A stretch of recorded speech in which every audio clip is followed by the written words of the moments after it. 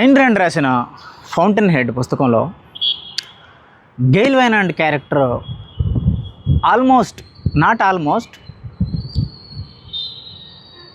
Howard రోర్క్కి చాలా సమానమైన క్యారెక్టర్ అది.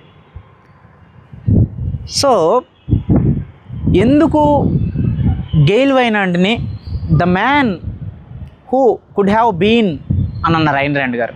సో ఏదో ఇంటర్వ్యూలో గెయిల్ వైనాండ్ క్యారెక్టర్ గురించి ఎక్స్ప్లెయిన్ చేయమంటే the man who could have been అనే పదం వాడింది. అంటే దాని అర్థం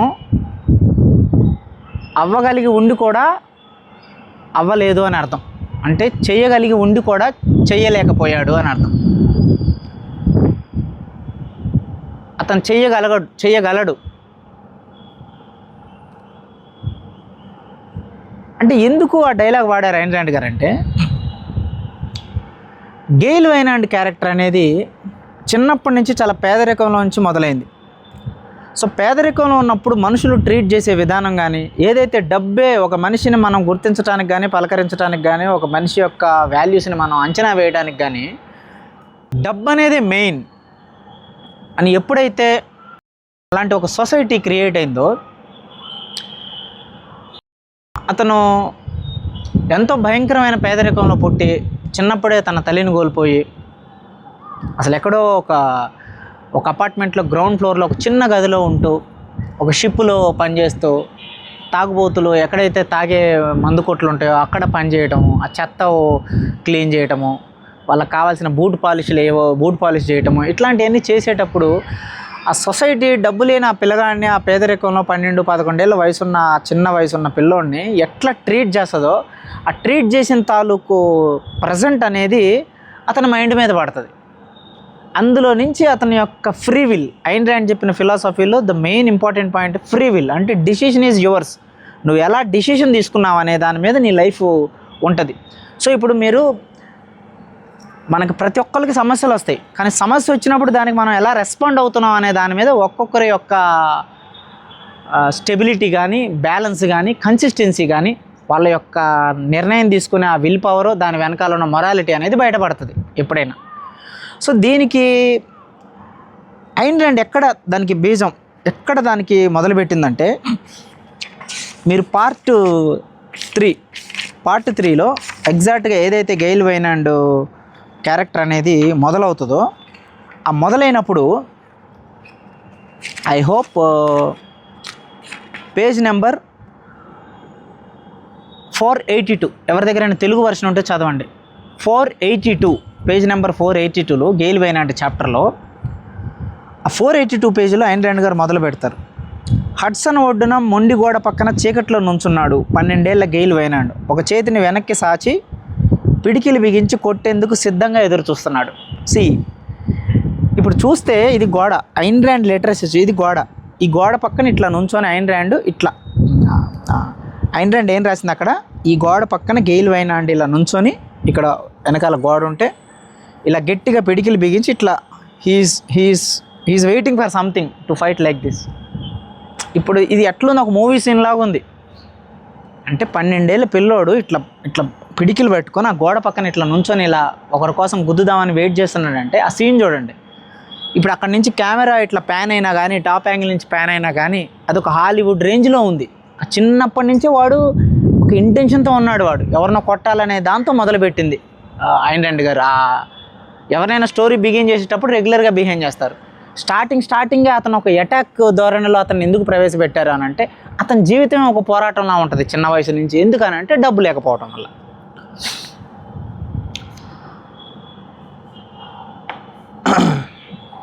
ఇలా ఈ చాప్టర్ మీరు 482 పేజీ నుంచి మీరు చదువుకుంటా పోతుంటే కరెక్ట్గా అక్కడ మీరు ఒక పర్టికులర్ సిచ్యువేషన్స్లో ఎవరెవరి దగ్గర అయితే అతను పని చేస్తాడో చిన్నప్పటి నుంచి, ఒక బెట్టింగ్ ప్లేస్లో పని చేస్తాడు. ఒక బెట్టింగ్ ప్లేస్లో అక్కడ మనుషులు ఏదైతే ఉమ్ముతారో ఆ ఉమ్మే ఆ తొట్టి ఆ ప్రదేశాలను క్లీన్ చేయాలి అతను. అక్కడ ఎంత దరిద్రమైన మనుషులు, వాళ్ళు మాట్లాడుకునే మాటలు కానీ, వాళ్ళ పద్ధతులు కానీ విని ఈ అండర్స్టాండ్ ది సైకాలజీ.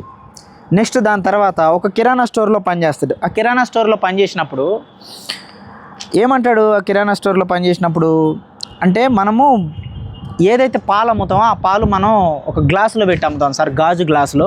దానివల్ల బాగుంటుంది, ప్రోడక్ట్ బాగా సేల్ అవుతుంది, people can understand the quality, అదొక బిజినెస్ ఐడియా అని చెప్తాడు. అప్పుడు అన్నప్పుడు ఏమంటాడంటే, ఇక్కడ వ్యవహారాలు నడిపేది నువ్వు కాదు, నేను, మూసుకొని చెప్పిన పని చేయరా అంటాడు ఆ ఓనర్. అది ఒకటి. దాని తర్వాత పేపర్లు వేస్తాడు. దానికి ముందు పేపర్లు వేసినప్పుడు ఇంటింటికి తిరిగి న్యూస్ పేపర్లు వేస్తున్నప్పుడు ఆ ఓనర్తో చెప్తాడు, సార్ మనం ఎర్లీ మార్నింగ్ వేస్తే సర్క్యులేషన్ బాగా పెరుగుతుంది అని. అంటే ఇక్కడ నడిపేది వ్యవహారాలు నువ్వు కాదు, నేను, మూసుకొని పని చేయ అంటాడు అనమాట. అంటే అలా ఎప్పుడైతే గెయిల్ వైనాండుని ఆ చిన్న పిల్లగాడైనా సరే ఒక మంచి ఐడియా చెప్పినప్పుడు దాన్ని యాక్సెప్ట్ చేసే ఓపెన్ మైండ్ అవతల వాళ్ళకి లేనప్పుడు, స్థాయిని బట్టి మాట్లాడి, అతను వచ్చిన పేదరికాన్ని బట్టి మాట్లాడి, అతని పేదరికంలో పుట్టడం వల్ల అతను ఉన్న తెలివితేటల్ని యాక్సెప్ట్ చేయని ఒక క్లోజ్డ్ నారో మైండెడ్ పీపుల్ మాట్లాడే మాటలకి ఆ సొసైటీ అతని మీద వేసిన బ్రేక్ ఏదైతే ఉందో అందులో నుంచి అతనికి ఈ మాట నాటుకుపోతుంది ముందు నుంచి. ఏది ఇక్కడ వ్యవహారాలు నడిపేది నువ్వు కాదని.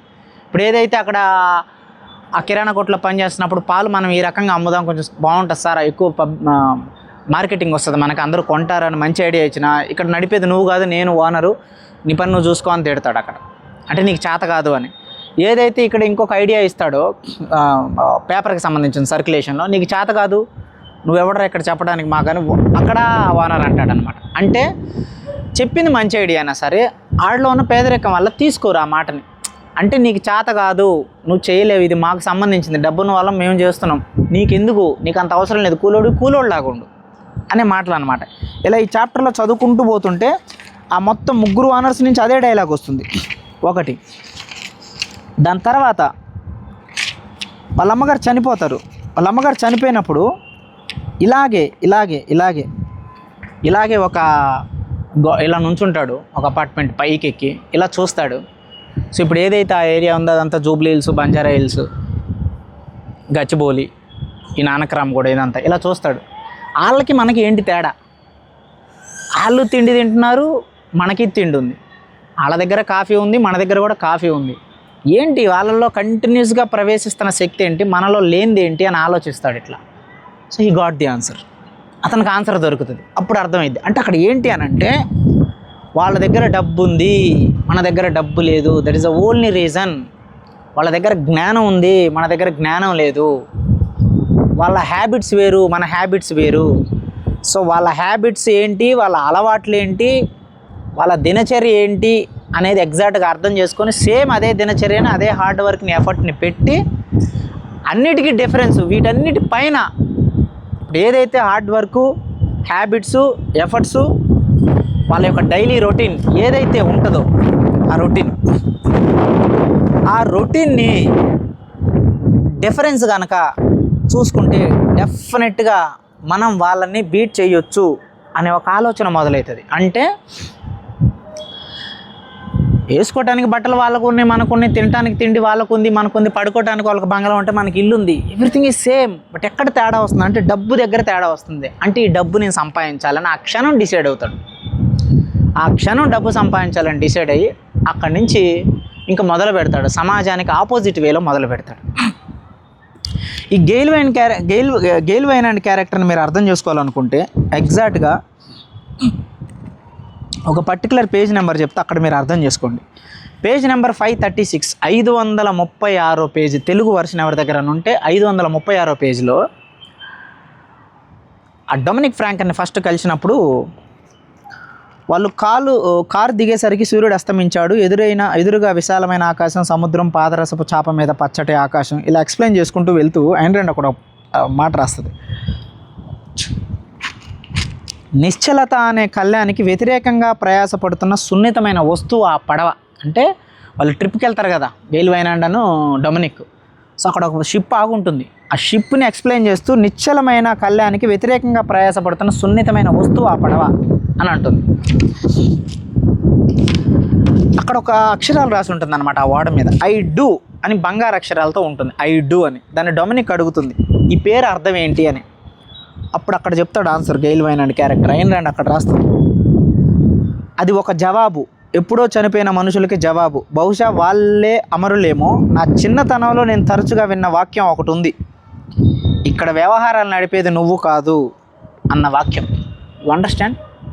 ఇప్పుడు ఇంతకుముందు ఏదైతే నేను ఆ చిన్నప్పుడు పాలు ఇట్లా కాదు సార్ మనం ఇట్లా అమ్ముదాం అంటే ఇక్కడ వ్యవహారాలు నడిపేది నువ్వు కాదురా మేము, నీ పని నువ్వు చూసుకోరా కూలోడా అనటం కానీ, ఆ పేపరు ఇంటింటికి తిరిగి ఆఫీస్ బాయ్గా చేసే టైంలో సార్ ఎర్లీ మార్నింగ్ ఇద్దాం సార్ పేపర్ సర్క్యులేషన్ పెరుగుతుంది అంటే ఇక్కడ వ్యవహారాలు నడిపేది నువ్వు నేను కాదురా, నీ పని నువ్వు చూసుకో అని వాడిని తక్కువ చేసి మాట్లాడటము, ఆ బూట్లు పాలిష్ చేసే దగ్గర వాడి మీద ముఖం మీద డబ్బులు ఇసిరేయటము, జాబ్ కావాలని పోతే వాడి మీద ₹1 ఇసిరేస్తే తిరిగి గేలివేనని మళ్ళీ తన దగ్గర ₹1 కలిపి ఇసిరి మొహాన్ని కొట్టడము,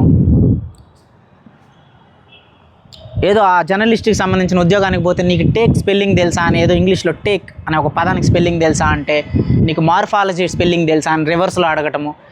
ఇదంతా గెయిల్ వైనాండ్లో నువ్వు చేయలేవు అనే పదం వాళ్ళు అనటం వల్ల నీకు డబ్బు లేదు, నువ్వు మా కింద పని చేయాలి, మేము డబ్బు ఉన్న వాళ్ళం మేము పని చేయించాలి అంతే, that is what the philosophy అని అతని మైండ్లో తక్కువ చేసి మాట్లాడటం వల్ల అది గుర్తుండిపోయి ఎగ్జాక్ట్గా తన వాడ మీద ఐ డూ అని రాస్తాడు పదం. అప్పుడు డొమినిక్ అడిగినప్పుడు చెప్తాడు, ఎవరికి చెప్పాడు ఆన్సర్, డొమినిక్ అడిగినప్పుడు చెప్తాడు. అంటే ఇక్కడ what Ayn Rand is saying exactly ఇక్కడ దీని అర్థం ఏంటంటే ఐ డూ అంటే సమాజానికి ఒక తిరుగుబాటు, ఒక ప్రతీకారం, ఒక రివెంజ్ మోడ్లోకి వెళ్ళిపోయాడు గెయిల్ వైనాండ్. ఎవరైతే చిన్నతనంలో తన కష్టాలు, తన పేదరికం, తనకు ఎదురైన మనుషులు ఏవైతే ఉంటాయో దాని నుంచి ఒక రివెంజ్, తిరిగి దెబ్బ కొట్టాలి, ఎదగాలి. ఎలా? డబ్బు ద్వారా. డబ్బు ఎలా వస్తుంది? ఏదైతే మెజారిటీ ప్రజలకు నచ్చుతుందో వాళ్ళ మార్గంలో మీకేం కావాలో చెప్పండి నేను ఇస్తాను, నాకు కావాల్సిన డబ్బు ఇవ్వండి అనే ఒక కైండ్ ఆఫ్ ప్యాటర్న్ని డిజైన్ చేసుకొని దాని ద్వారా ఒక పత్రికకి పెద్ద యజమాని అయిపోతాడు, కోట్లు సంపాదిస్తాడు. ఒక పేరు, బ్యానర్ మొత్తం వైనాండ్ బ్యానర్ అనే పేరు మొత్తం అతని మీదే ఉంటుంది, ఆ పత్రిక మొత్తం అతని పేరు మీదే ఉంటుంది, బిజినెస్లు ఉంటాయి, ఎన్నో ఉంటాయి. సో ఆ చిన్నప్పుడు జరిగిన విషయానికి ఇక్కడ ఐ డూ అని పడవ మీద రాసుకున్నాడు. అంటే అక్కడ మీరు ఐన్ ర్యాండ్ గారు చూసారు, ఆ పడవ దగ్గర ఒక సీన్, నిశ్చలంగా ఉండే ఆ సముద్రం మీద ఎదురుగా పోరాడటానికి ప్రయాసపడుతున్న సున్నితమైన వస్తువు అది అని రాస్తుంది. ఇక్కడ నిశ్చలంగా ఉండే ప్రవాహం ఎవరు? గెయిల్ వైనాండ్. దాని మీద సున్నితంగా ఒక పడవలాగా ఎదురు పోరాడాలని ప్రయాసపడుతున్న వస్తువు పడవ. అంటే ఇక్కడ గెయిల్ వైనాండ్ క్యారెక్టర్ అనేది బేసికల్గా అతను మంచోడు, కానీ ఎదురు పోరాడాలని పడవ అనే పదం ఎందుకు వాడిందనంటే సమాజం నుంచి ఎదురైన దెబ్బల వల్ల అతను తన వ్యక్తిత్వానికి ఆపోజిట్గా పోరాడతాడు. అందుకే అతనిలో గిల్ట్ ఉంటుంది, ఒక కాన్ఫ్లిక్ట్ ఉంటుంది క్యారెక్టర్ మొత్తం. సున్నితమైన ప్రవాహం మీద, నిశ్చలంగా ఉండే సున్నితమైన ప్రవాహం మీద ఎదురుగా పోరాడాలి అనే ప్రయాసపడుతున్న ఒక వస్తువు ఆ పడవ అని రాస్తుంది. సో పడవ ఎదురుగా ఎందుకు ప్రయాణించాలనుకుంటుందనంటే అది గెయిల్ వైనాండ్ తీసుకున్న డిసిషన్. ఆ ఎదురుగా నేను ఎదగాలి, డబ్బు సంపాదించాలి, అధికారం కొట్టాలి వీళ్ళ మీద అని. సున్నితంగా ఉండే నిశ్చలమైన క్యారెక్టర్ ఏంటంటే అతను ఒరిజినల్ సోల్. ఏదైతే నేను ఇలా ఉండకూడదు, I want to become something, I want to achieve something అనే అతని గోల్ మంచిది, అతని విల్ మంచిది, అతని క్యారెక్టర్ మంచిది. చిన్నప్పుడే ఒక చిన్న రూమ్లో ఒక లైబ్రరీ అరేంజ్ చేసుకొని డబ్బున్న వాళ్ళకి మనకి తేడా ఏంటి, వాళ్ళు ఎందుకు అంత బిల్డింగ్లు కట్టగలిగారు, మనం ఎందుకు కట్టలేకపోయాం, దీనికి తేడా ఎక్కడ వస్తుంది, డిఫరెన్స్ ఏంటి అని ఒక థాట్ ప్రాసెస్ చేసి ఎవరిని నిందించకుండా, ఎవరిని బ్లేమ్ చేయకుండా ఎదగాలని అనుకోవడం, ఆ కాన్ఫిడెన్సు, చిన్న వయసు నుంచి ఆ పనులు చేసుకోవడం, ప్రతి పనిలో తనదైన స్టైల్లో చేసి ఎలా అయినా ఎదగాలనే ఒక థాట్ ప్రవోకింగ్లో వెళ్ళటం, ఇవన్నీ good attributes. But on the wrong base, పునాది స్ట్రాంగ్గా లేదు. ఏంటి ఆ పునాది అని అంటే ఐ డూ. రోర్ క్యారెక్టర్ చూసుకుంటే మీరు ఐ విల్ బిల్డ్ అన్నాడు అంతే. ఇక్కడ ఐ డూ అన్నాడు, నేను చేస్తాను అని చెప్తున్నాడు. నేను చేస్తానని చెప్తున్నాడు ఎవరికి? సమాజానికి. నేనేంటో నిరూపిస్తా అని. అంటే it is going in to the revenge way. రోర్కి ఏంటి? ఐ విల్ బిల్డ్, నేను నిర్మిస్తాను అంతే, ఎవ్వడు లేడు మధ్యలో. ఇక్కడ ఐ డూ అని గెయిల్ వైనాండ్ పడవ మీద రాసిన డైలాగులో ఐకి డూకి మధ్య సొసైటీ ఉంది, ప్రజలు ఉన్నారు. మీరు చూడండి, కావాలంటే చాలామంది నేను నిరూపిస్తా, ఆడు నన్ను ఇచ్చేసాడు, ఆడికి నేనేంటో చూపిస్తా, నేను పగ తీర్చుకుంటా, నేను సాధించి చూపిస్తా, ఇట్లాంటివన్నీ మాట్లాడతారన్నమాట. అంటే ఇవంతా నీ ఎనర్జీ రివెంజ్ వేలో పోతుంది. నేను ఇంతకుముందు ఒక కంపెనీలో చేసినప్పుడు ఒక అమ్మాయి ఉండే, అప్పుడప్పుడు క్యాంటీన్లో అన్నం తినే దగ్గర మాట్లాడుతుండే అమ్మాయి. అమ్మాయి చాలా ఫ్రస్ట్రేటెడ్గా ఉంటుంది, ఎప్పుడు జనాలను ఎప్పుడు తిడతా ఉంటుంది, కొంచెం ఏది మాట్లాడినా సరే కొంచెం కన్సిస్టెడ్గా నార్మల్గా ఉంటుంది. నేనేమో కొంచెం నార్మల్గా పోతూ ఉంటాను. నేను అంటే నన్ను ఏదన్నా ఎవరన్నా నా మీద కంప్లైంట్ ఇచ్చినా ఏదైనా చేసి నేను పెద్ద పట్టించుకోను. మళ్ళీ ఇమీడియట్గా వాళ్ళు ఏదైనా హెల్ప్ వచ్చి నా దగ్గర అడిగితే నేను చెప్తా ఉంటాను. ఆమె అడుగుతూ ఉంటుంది, అసలు నేనైతే నీ పొజిషన్లో ఉంటే చేయను, నువ్వు ఎందుకు చేస్తున్నావు అసలు అంటే, నేను ఐ డోంట్ రిమెంబర్, నాకు అంత అవసరం లేదు, అసలు వాళ్ళ గురించి పట్టించుకోవాల్సిన అవసరం లేదు నాకు, వాళ్ళు ఏమైనా అనుకోని ఐ డోంట్ కేర్ కూడా కాదు, ఐ వోంట్ కన్సిడర్ యాక్చువల్లీ. ఆమె కొంచెం టైట్గా ఉండేది. సో అడిగా ఎందుకు అని అంటే, ఆ పర్టికులర్ కన్వర్జేషన్లో అమ్మాయి నాతో చెప్పిన డైలాగ్ ఏంటంటే, నేను ఎందుకు అసలు ఈ సమాజం మీద జాలి చూపెట్టాలి, నేను ఎందుకు ఈ సమాజం మీద దయ చూపెట్టాలి, నేను ఎందుకు జనాలకి సహాయం చేయాలి, నాకు అనవసరం. ఎంత కర్కశంగా ఉంటుందంటే ఆ అమ్మాయి. ఇంకొక అమ్మాయి పక్కన ఉండే ఆ అమ్మాయికి కొంచెం, అమ్మాయి పల్లెటూరు నుంచి వచ్చిన అమ్మాయి, బట్ ఆమె కూడా చాలా మంచి అమ్మాయి.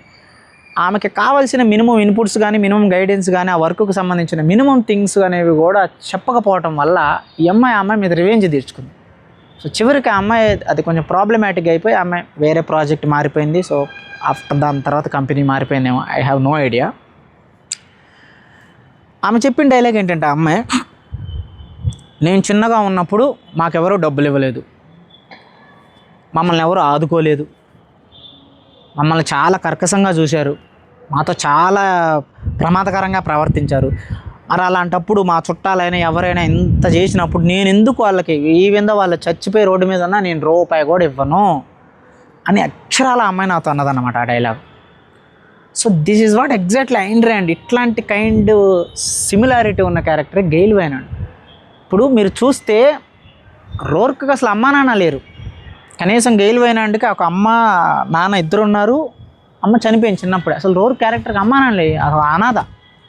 అంతకన్నా పేదరికం అనుభవించాడు, అంతకన్నా డబ్బులు లేవు. డబ్బులు లేకపోతేనే కదా పీటర్ కీటింగ్ వాళ్ళ ఇంట్లో చదువుకున్నాడు. తిండికి, బట్టకి, అక్కడక్కడే ఆ బట్టలకి కొన్ని రోజులు అక్కడ ఉండి మళ్ళీ తర్వాత ఎక్కడెక్కడో ఉండి ఆ కాలేజ్ డేస్లో ఒక ఆర్ఫన్ లాగా ఎట్లెట్లా చదువుకొని బయటకు వచ్చాడు. సో ఇద్దరు గెయిల్ వైనాండ్ అందుకే అయిందండి అక్కడ పెట్టిందనమాట. ఇద్దరికి తినడానికి తిండి లేదు, వేసుకోవడానికి బట్టలు సరికి లేవు, ఉండటానికి ఇల్లు లేదు. ఇద్దరూ ఒక ప్లాట్ఫామ్ స్టేజ్లో ఉన్న వాళ్ళే. కానీ రోర్కు తనకు ఎదురైన పరిస్థితి నుంచి కానీ, సొసైటీ నుంచి కానీ, అవమానాల నుంచి కానీ, మనుషుల నుంచి కానీ అవన్నీ తనలో ఒక ప్రొడక్టివ్ వేలో కలుపుకొని ఇండివిడ్యువాలిటీని మెయింటైన్ చేశాడు, కానీ ఆత్మను అమ్ముకోలేదు. ఈ ఆత్మ అనే టాపిక్ గురించి మాట్లాడతా. కానీ గెయిల్ వైనాండ్ దాన్ని రివెంజ్ యాట్రిబ్యూట్లో తీసుకున్నాడు. ఒకరేమో ప్రతి దాన్ని పట్టించుకోకుండా తాను ఏం చేయాలనుకుంటున్నాడో ఆ ఫోకస్గా వెళ్ళాడు. Is doing his own work, అంతే, దట్స్ ఆల్. అతనికి తనకి మధ్య, పనికి తనకి మధ్య సమాజం కానీ, ఇతరుల అభిప్రాయాలు కానీ, ఇతరులకు సంబంధించిన ఒక్క క్షణం ఆలోచన కూడా రోర్క్ మైండ్లో ఎక్కడా లేదు. కంప్లీట్లీ స్థితప్రజ్ఞత. అందుకే టూహీ అడిగినప్పుడు I don't think of you అంటాడు. నీకు నాకు మధ్య gap when I'm thinking about you, then that is the main problem. Gail Wynand ఏం చేశాడంటే, అతన్ని సృష్టించిన సామ్రాజ్యానికి మధ్య ప్రజలు ఉన్నారు. ఎలా అంటే, ఏవైతే అథెంటిసిక్ వార్తలు, మంచి వార్తలు, సమాజానికి ఉపయోగపడేవి, సమాజానికి కావాల్సినవి, ఏవైతే జర్నలిజంలో ఉన్న వాల్యూసు, న్యూస్ ఛానల్స్కి ఉండాల్సిన మినిమం మోరల్ కోడ్, ఇవేవి అతను పట్టించుకోకుండా నీకేం కావాలి, నీకు అతి నీచమైన విలువలు లేని వార్తలు కావాలా, నీకు హీరోయిన్లకు సంబంధించిన గాసిప్స్ కావాలా, పొలిటీషియన్కి సంబంధించిన డార్క్ సీక్రెట్స్ కావాలా, ఏమి కావాలో మీరు మాకు చెప్పండి, అవి మేము ముద్రిస్తాం పత్రికల్లో అని చెప్పాడు. సో ఇష్టం వచ్చినట్టుగా వాళ్ళకి, ప్రజలకి కావాల్సిన అతి నీచమైన వార్తలన్నీ అలా ప్రచారం చేస్తూ అది నెంబర్ 1 స్థాయికి వెళ్తుంది ఆ పేపర్. సో ఇప్పుడు మీరు ఎగ్జాంపుల్, ఎప్పుడైతే ఫర్ ది ఫస్ట్ టైం రోర్కు వైపు నిలబడతాడో సొసైటీ ఎదురు జరుగుతుంది. ఎందుకు అని అంటే, ఫస్ట్ టైం రోర్కు అనే ఒక ఇండివిజువలిస్టిక్, నిజాయితీ, ఆనెస్ట్ పరుడు ఇలా కష్టపడుతున్నాడు, ఇది మీ సపోర్ట్ మాకు కావాలని రాసినప్పుడు, ఎవడురా నువ్వు ఇవన్నీ ఎందుకు రాస్తున్నావు, ఇప్పుడు మేము బాగా అలవాటు పడిపోయాను, ఏదైతే డోపామైన్ నువ్వు ఇచ్చిన చీప్ డోపామైన్కి మేము అలవాటు పడిపోయాను, నువ్వు సడన్గా వచ్చి నిజాయితీ, ఆనెస్ట్, మోరల్ కోడ్, ఇండివిజువాలిటీ అంటే మాకు ఎక్కదు అని చెప్పి ఎవడు పేపర్లు చదవడు. ఆ పేపర్లో ఆ న్యూస్, ఆ మంచి న్యూస్ ప్రచురించడానికి కూడా ఎవడు ముందుకు రాడు. ఎందుకనంటే రోర్క్ అనేవాడి వల్ల సొసైటీ నాశనం అయిపోతుంది, ఎవరికి సహాయం చేయొద్దు అన్నాడు, ఎవరిని ఆదుకోవద్దన్నాడు, ఎవరికి అవకాశాలు లేకుండా ఉండొద్దన్నాడు, ప్రతిభ అన్నిటికన్నా మెయిన్ అన్నాడు, ప్రయత్నం అన్నిటికన్నా ముందు ఉండాలి అన్నాడు. ఇక ఈ సమానత్వం అన్నీ లేకపోతే చేతకానాలు, పని చేయకుండా సోమరపతి ఉండేవాళ్ళు బతకరు అని ఆ గొర్రెలంతా ఒక దగ్గర కలిసి ఆ పత్రిక సంస్థలో పనిచేసే మేనేజర్లు, ఇంజనీర్లు వాళ్ళు కూడా పని చేయకుండా వెళ్ళిపోతారు. This is what exactly place. ఆ ఎంప్టీ స్పేస్లో నిలబడతాడు వైనాన్. ఓకే, ఏదైతే మన గెలుపు ప్రజల యొక్క అతి నీచమైన టేస్ట్ మీద డిపెండ్ అయి ఉన్న గెలుపు ఏదైతే ఉంటుందో అది చివరికి మనల్ని వాళ్ళ చేతుల్లో బానిసలుగా తయారు చేస్తుంది. చిన్నప్పుడు తానేమనుకున్నాడంటే ఏ దారిలోనే వెళ్ళి ముందు బాగా డబ్బు సంపాదిద్దాం, డబ్బు సంపాదించిన తర్వాత అప్పుడు వీళ్ళ మీద నేను అధికారం సృష్టిస్తా అని అంటాడు. కానీ చివరికి అధికారం సృష్టించే సమయానికి ఒక్క రోర్కును కాపాడలేకపోతాడు, 1000 కోట్ల ఆస్తుండి కూడా. ఎందుకు అనంటే నీ గెలుపు అనేది నీ ఇండివిడ్యువాలిటీ మీద రాలా, నీ ఆత్మను అమ్ముకోవటం వల్ల వచ్చింది. ఓకే, నువ్వు అసలు ఆత్మను అమ్ముకోవటం అంటే ఏంది చాలాసార్లు చెప్పా, బట్ మళ్ళీ చెప్తా. ఆత్మను అమ్ముకోవటం అంటే ఇప్పుడు 2 ఫోన్ కంపెనీలు తీసుకో, నోకియా, సామ్సంగ్. ఇద్దరు మంచి ఇంజనీర్లు మొదట్లో మొదలుపెట్టారు. సో నోకియా ఇంజనీర్ ఎవరైతే ఉన్నాడో అతను ఏం చెప్పాడనంటే నేను క్వాలిటీ ప్రోడక్ట్ ప్రొవైడ్ చేస్తా, మంచి ప్రోడక్ట్ ప్రొవైడ్ చేస్తా అన్నాడు. సామ్సంగ్ దగ్గరకు వచ్చిన ఇన్వెస్టర్లు వాళ్ళు ఏం చెప్పారు అనంటే ప్రజలకి ప్రతి 2 సంవత్సరాలకి పాడైపోయేటట్టు ఉండాలి ఫోను. ఆ ప్లాస్టిక్ కానీ ఆ లోపల పరికరాలు ఏవైనా సరే ప్రతి 2-3 సంవత్సరాలకి అసలు ఫోన్ పాడైపోవాలి కంప్లీట్గా. అలా పాడైపోతేనే వాళ్ళు మళ్ళీ మన దగ్గరకు వస్తారు, మళ్ళీ వాళ్ళు కొత్త ఫోన్ కొంటారు, మనకు మార్కెట్ పెరుగుతుంది, ఇన్వెస్టర్లు వస్తారు, మనకి సేల్స్ పెరుగుతాయి. ఈ రకంగా మనం బిజినెస్ని డెవలప్ చేసుకుంటే మనమే నెంబర్ 1 అవుతాము అని సామ్సంగ్ వాళ్ళు అన్నారు. నోకియా ఇంజనీర్ ఏమన్నాడు అనంటే నాకు ప్రజల సేల్స్తో సంబంధం లేదు, వాళ్ళు కొంటారా కొనరా సంబంధం లేదు, అసలు నేను ఒక క్వాలిటీ ఫోన్ని ఇప్పటివరకు లేని ఒక పవర్ఫుల్ ప్రోడక్ట్ని నేను తయారు చేస్తా అన్నాడు. ఇన్వెస్టర్లు కానీ వేరే వాళ్ళు కానీ వచ్చారు, లేదు నువ్వు ఇట్లా చేస్తే కొనరు అన్నారు, లేదు నువ్వు ఇలా చేస్తే మేము నీకు సపోర్ట్ చేయమని. అయినా సరే అతని దారి అతనిదే. సో ఇతను ఏం చేశాడు, ఈ నోకియా అతను అలా డెవలప్ చేస్తూ నోకియా ఫోన్ తీసి యాపిల్ పెట్టి ఇక్కడ. సో ఆ యాపిల్ ఫోన్ అలా తయారు చేస్తూ చివరికి ఇప్పుడు ఏమైపోయిందంటే యాపిల్ ఫోన్ అంటే సెక్యూరిటీ, యాపిల్ ఫోన్ అంటే అథెంటిసిటీ, యాపిల్ ఫోన్ అంటే రోబస్ట్, యాపిల్ ఫోన్ అంటే బిలీవ్నెస్ అనే బ్రాండ్ క్రియేట్ అయింది. ఇప్పుడు వాడు చెప్పినట్టు ప్రజలు వింటారు కానీ ప్రజలు చెప్పినట్టు వీడు వినడు. ఎందుకంటే he created kingdom by honesty, by individuality, without అతను ఆత్మను అమ్ముకోకుండా ఆ ప్రోడక్ట్ని డెవలప్ చేశాడు. Is none other than Steve Jobs. Steve Jobs గురించి అతను జే విలియట్ అనే అతని ఫ్రెండ్ రాసిన బుక్ నేను ఎప్పుడో చదివా చాలా రోజుల క్రితం. ఫస్ట్ వాళ్ళ బోర్డ్ రూమ్లోకి వెళ్ళినప్పుడు ఫోన్ మీద ఒక్క బటన్ కూడా ఉండటానికి వీల్లేదు, ఫోన్ కావాలన్నాడు. అప్పుడున్న ఇంజనీర్స్ ఎవరైతే సిలికాన్ వ్యాలీలో ఉన్న పైథాన్ డెవలపర్స్, జావా డెవలపర్స్ వీళ్ళందరూ షాక్ అయినారు అన్నమాట. ఏంటి పిచ్చోడు, అప్పట్లో చాలా బటన్లు ఉండే ఫోన్ మీద, పిచ్చోడా ఇడు అసలు ఇన్ని బటన్ లేకుండా ఫోన్ తయారు చేయమంటాడు ఏందని చెప్పి వాళ్ళలో వాళ్ళు నవ్వుకొని బయటికి వెళ్ళిపోతారు. బట్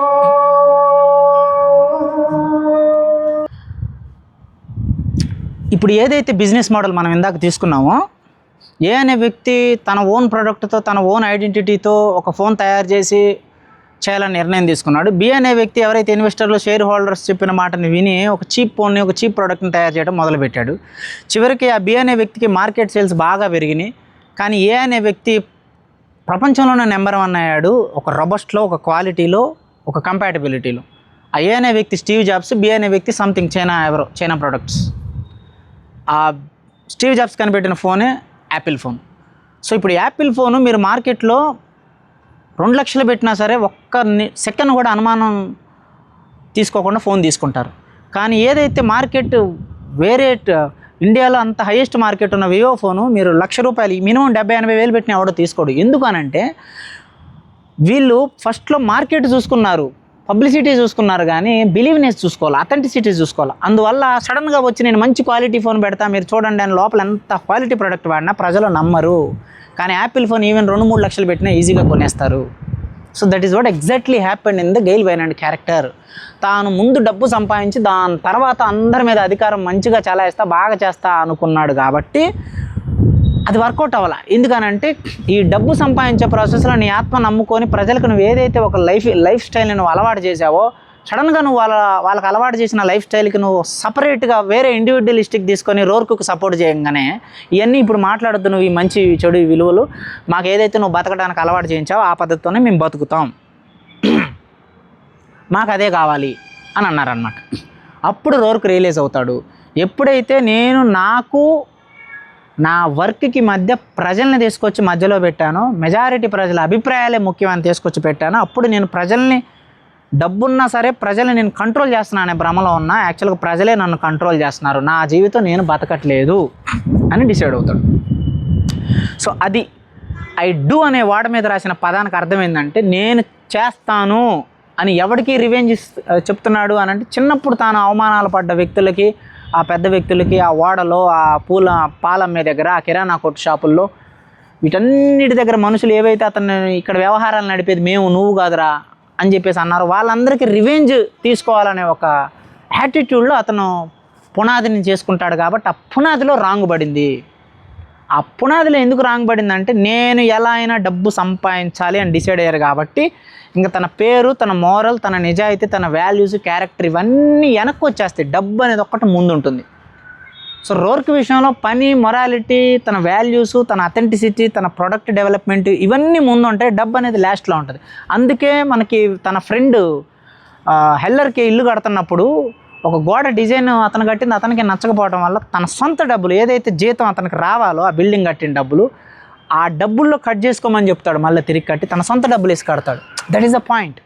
ఇప్పుడు మీరు డైరెక్టర్ రాజమౌళిని చూసుకుంటే ఒక ఇంటర్వ్యూలో అడిగినప్పుడు సినిమా అంటే బిజినెస్ కదా అంటే, ఎగ్జాక్ట్లీ సినిమా అంటే బిజినెస్సే, నేను సినిమా బిజినెస్ కోసమే తీస్తున్నా, అందులో ఎటువంటి అనుమానం లేదు. కానీ సినిమా అనేది బిజినెస్సే, కానీ సినిమా అనేది బిజినెస్ కంటే ఒక్క మెట్టు, డబ్బు బిజినెస్ కంటే ఒక్క మెట్టు ముందు ఉండాలి, అది నా కోరిక.